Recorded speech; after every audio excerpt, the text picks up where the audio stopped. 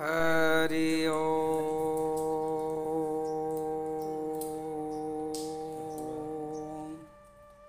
ओंकार बिंदु संयुक्तं नित्यध्यायन्ते योगिनः कामदं मोक्षदं चैव ओंकाराय नमो नमः। योग दर्शन समाधिपाद उत्तम अधिकारी के लिए कल जो बताया था सारी वृत्तियों का निरोध योग है। तो सारी वृत्तियों का निरोध करने के लिए मुख्य साधन बताया अभ्यास और वैराग। 12वां सूत्र में लिखा है अभ्यास वैराग्याम तन्निरोध। उस अभ्यास और वैराग्य के द्वारा वृत्तियों का निरोध होता है। तो बताया है चित्त वृत्ति निरोध करने के दो उपाय है। चित्त की वृत्तियों का पूर्ण रूप से निरोध करने का दो उपाय बताया है, लेकिन ये उत्तम अधिकारी के लिए है, सबों के लिए नहीं है। अभ्यास और वैराग्य।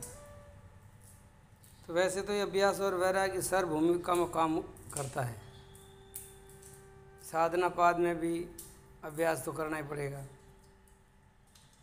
केवल्य पाद में भी अभ्यास तो करना ही पड़ेगा। अभ्यास ऐसी एक चीज़ है कि लौकिक परलौकिक कोई भी साधन हो उसमें उनको अभ्यास करने से उनको सफलता मिलती है। बिना अभ्यास सहजता से कुछ नहीं होता है। अभ्यास और वैराग चित्त का स्वाभाविक बहिर्मुखी प्रवाह वैराग्य के द्वारा निवृत्त होता है। चित्त का जो स्वाभाविक प्रवाह है वो हमेशा के लिए इंद्रियों के द्वारा चेतना बहिर्मुखी ही रहती है।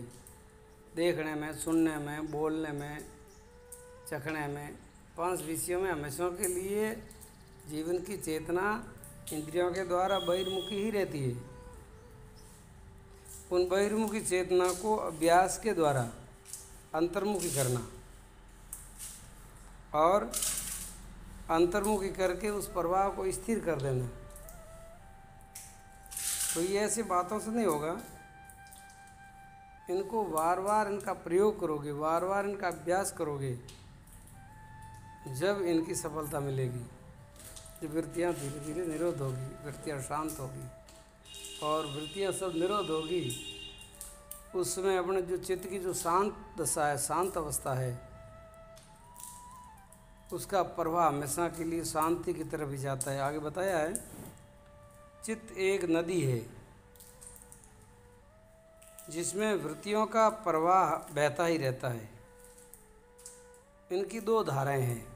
चित्त की वृत्तियों की 2 धाराएं हैं।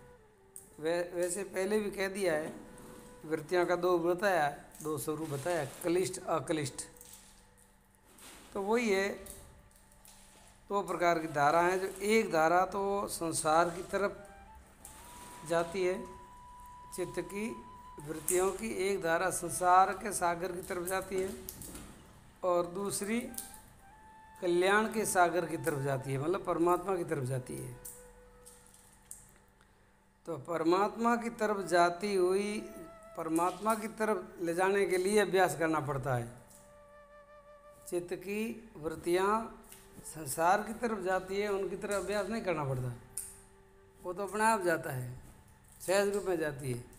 लेकिन उसी चेतना को जो परमात्मा की तरफ मोड़ना होता है तो फिर उसमें आपको अभ्यास की जरूरत पड़ेगी।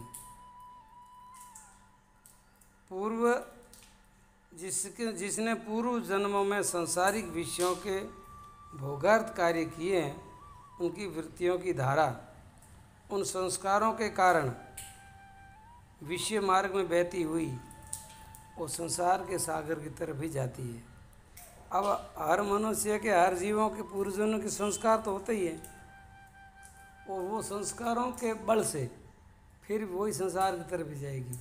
क्योंकि संसार का कार्य करते हुए हमारे कितने जन्म व्यतीत हो गए, तो सारे संस्कार अंदर पड़े ही हैं। अब उन संस्कारों की तरफ से हटा करके अपने कैवल्य की तरफ ले जाना है, कल्याण की तरफ ले जाना है, तो फिर उसमें अभ्यास की जरूरत पड़ेगी। हमारे जीवन की ऊर्जा नीचे के केंद्रों में जब जाती है वो तो स्वाभाविक जाती है, अपने आप जाती है। अब नीचे की ऊर्जा को एक एक केंद्र को उठाते उठाते साधना के द्वारा जो ऊपर ले जाते हैं, तो वो अभ्यास के बिना नहीं होगा। तो वो जीवन ऊर्जा को नीचे की तरफ बहने का नाम ही है अधोगति। और वही जीवन की ऊर्जा जब ऊर्ध्वगमन हो जाती है, धीरे धीरे साधना के द्वारा, अभ्यास के द्वारा ऊपर उठती है, तो वही जीवन ऊर्जा ऊर्ध्वगति हो जाती है। वो ऊर्जा एक शक्ति है, नीचे के केंद्र में बहती है तो संसार का विस्तार करती है। और वही जीवन ऊर्जा साधना के द्वारा, अभ्यास के द्वारा, वैराग्य के द्वारा ऊपर उठाई जाती है, तो वही शक्ति जाकर के शिव में मिल जाती है। आज्ञा चक्र में जाकर के शिव शक्ति का मिलन हो जाता है। तो यही जीवन का, योगी का अंतिम लक्ष्य यही है, योगी का शिव शक्ति का मिलन करना। जीवन की ऊर्जा जहाँ से गति करती है, फिर वहाँ ही जाकर के उनको अपने मूल स्थान में पहुँचा देना, ये योग साधकों का विशेष लक्ष्य होता है। इसीलिए पतंजलि कहते हैं कि ऐसा करने के लिए आपको बार बार अभ्यास और वैराग्य का सहारा लेना पड़ेगा। वैराग्य का स्वरूप आगे आ जाएगा, अभ्यास का स्वरूप है बार बार यत्न करते हुए, साधना करते हुए, प्रयत्न करते हुए उन जीवन ऊर्जा को ऊपर खींचना।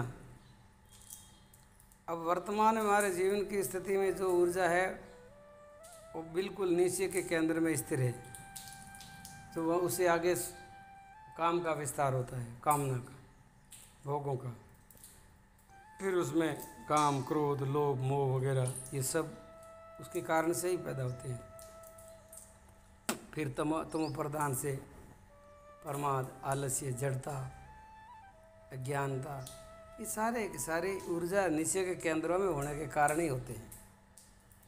वही ऊर्जा जब ऊपर उठ जाती है तो आपका प्रमाद खत्म हो जाता है, आलस्य खत्म हो जाता है, जड़ता खत्म हो जाती है, आपके अंदर एक चेतना आ जाती है, शरीर हल्का फुल्का हो जाता है, प्रसन्नता रहती है, 24 घंटा कोई थकावट, कमजोरी कुछ महसूस भी नहीं होती है। ये सब जीवन ऊर्जा का ही खेल है। उस ऊर्जा का अधोगति का नाम है संसार और ऊर्ध्व गति का नाम है परमात्मा। ये दोनों ही गतियाँ हमारे भीतर है, इस जीवन के अंदर दोनों ही है। तो उस बार बार अभ्यास करने से वो हमारी जीवन ऊर्जा कल्याण स्वरूप शिव की तरफ जाती है। शिव के साथ मिलने का नाम ही कल्याण है। कल्याण का अर्थ ही होता है शिव, शिव का अर्थ होता है कल्याण। अब पहली धारा को बंद करके वैराग्य के द्वारा उनका बंद लगाया जाता है।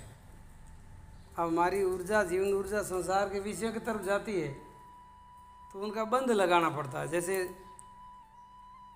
चतुर किसान खेत में पानी देता है तो एक खाड़ी से बंद करके दूसरी खाड़ी की तरफ मोड़ देता है, तो वहाँ बंद लगाता है। बंद लगाने से ऊर्जा अपने आप वहाँ मुड़ जाती है। तो हमारे भीतर ये वैराग्य का बंद लगेगा। वैराग्य का बंद लगे बिना इस जीवन की ऊर्जा ऊर्ध्व गति की तरफ मुड़ती ही नहीं है। ये प्राकृतिक रूप से अनादिकाल से अधोगति की तरफ ही बहती है। अब साधक को विचार पूर्वक, अभ्यास पूर्वक, समझदारी पूर्वक, स्वाध्याय से के बल से वैराग्य का बंद लगा करके, यानी ब्रह्मचर्य का पालन करते हुए, इंद्रियों को अंतर्मुखी करते हुए कि मुझे इसकी तरफ ऊर्जा को नहीं जाने देना है, मेरी ऊर्जा को नष्ट नहीं करना है, मेरी ऊर्जा को अधोगति में मुझे अब नहीं गिराना है। किसी भी हालत में, किसी भी सूरत में मेरी ऊर्जा को मैं मोड़ दे करके ऊर्ध्वगामी नहीं बढ़ाऊंगा। ऐसा योग साधक संकल्प करता है और वैराग्य का बंध लगाता है। और वैराग्य का बंध लगाने से और अभ्यास से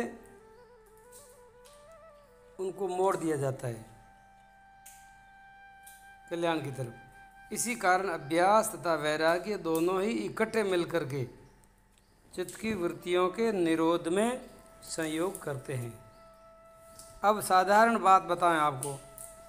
वैराग्य का मतलब है संपूर्ण संसार के विषयों से, लोक परलोक सभी सुखों से, सभी विषयों से अपने चित्त को हटाना।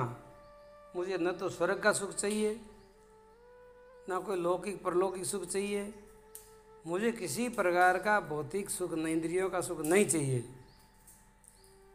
फिर उनके बाद में जब योग साधक साधना करता है तो भीतर कुछ सिद्धियां प्रकट होती है, दिव्य दर्शन शुरू होते हैं, दिव्य नाद सुनाई देता है, दिव्य रस आना शुरू होता है, दिव्य स्पर्श प्रकट होता है।